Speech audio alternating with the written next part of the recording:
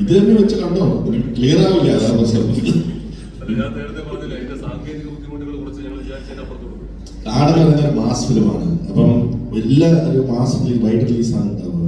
എല്ലാ തിയേറ്ററിലും അതിനുള്ള സിറ്റുവേഷൻ ഉണ്ടാവും. പിന്നെ അത് നാളെ ഒന്നാമത്തെ കോസ്റ്റ് കൂടുതലാണ്. പിന്നെ വേണമെങ്കിൽ നമുക്ക് കുറച്ച് ഭാഗം 3D ഷൂട്ട് ചെയ്യാം. പിന്നെ അത് ഞങ്ങളൊന്ന് ഡിബേറ്റ് ചെയ്തപ്പോൾ നമ്മുടെ ഫ്രാഞ്ചൈസിങ്ങിനായിരുന്നു ഇനിയും ഇതിൻ്റെ ഭാഗങ്ങളുണ്ട്, സ്പിൻ ഓഫ്സ് വരാം, പല പല കാര്യങ്ങൾ ആടിന് റിലേറ്റഡ് ആയിട്ട് വരാം. അതെല്ലാം ഒരെണ്ണം 3D ചെയ്ത് കഴിഞ്ഞാൽ പിന്നെ ഫ്യൂച്ചറിസ്റ്റിക്കലി എല്ലാം അങ്ങനെ തന്നെ പോകേണ്ടതായിട്ട് വരും. അതുകൊണ്ട് ഇതിപ്പോൾ ഇങ്ങനെയാണ്. നാളെ ഇതിൻ്റെ ഒരു സ്പിൻ ഓഫോ എന്തെങ്കിലും നമ്മൾ പ്ലാൻ ചെയ്യുമ്പോൾ ഇത് 3D ചെയ്യണമെന്നുണ്ടെങ്കിൽ നമുക്ക് നോക്കാം.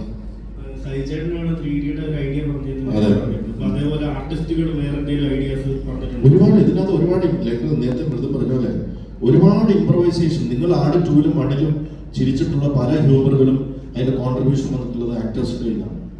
അത് ആടിൽ നമ്മൾ വിതിൻ ആ ഫ്രീഡം എല്ലാവർക്കും കൊടുക്കാറുണ്ട്.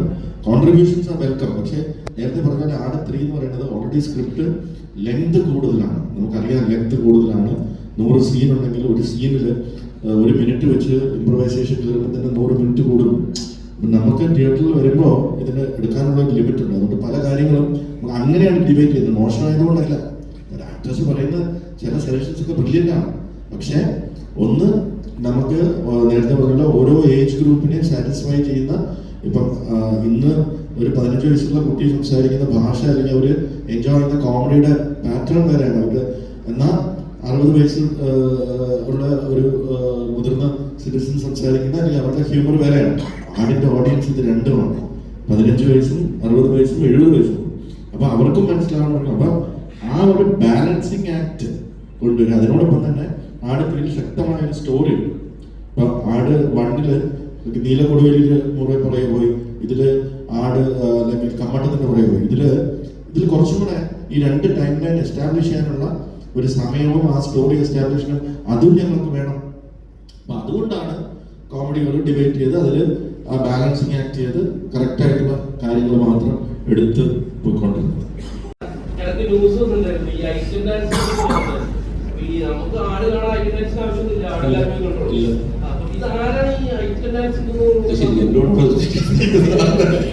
അത് ഞാൻ നിങ്ങളോട് ചോദിക്കേണ്ട ചോദ്യമല്ലേ.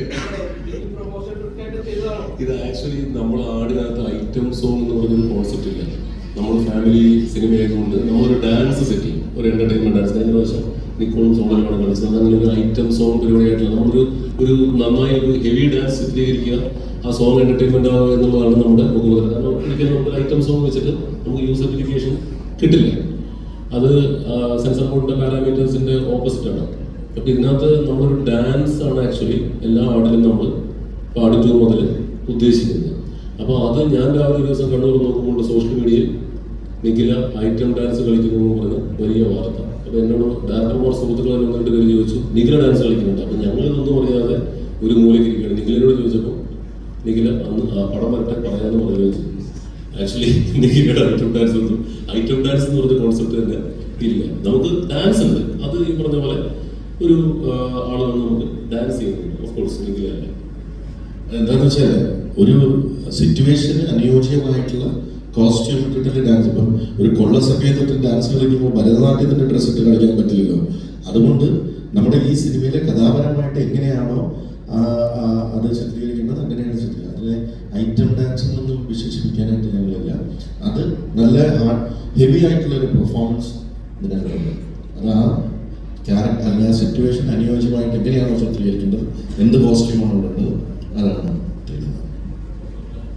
അതുപോലെ ഇനി അടുത്ത് നമ്മുടെ പ്രൊമോഷണൽ മെറ്റീരിയൽ വരാൻ പോകുന്നത് നമ്മുടെ കഴിഞ്ഞ പ്രാവശ്യം ഉള്ള പോലെ തന്നെ സോങ് ആയിരിക്കും. നിങ്ങൾക്ക് കാണാമല്ലോ. അറിയില്ല ശരാ ഇത്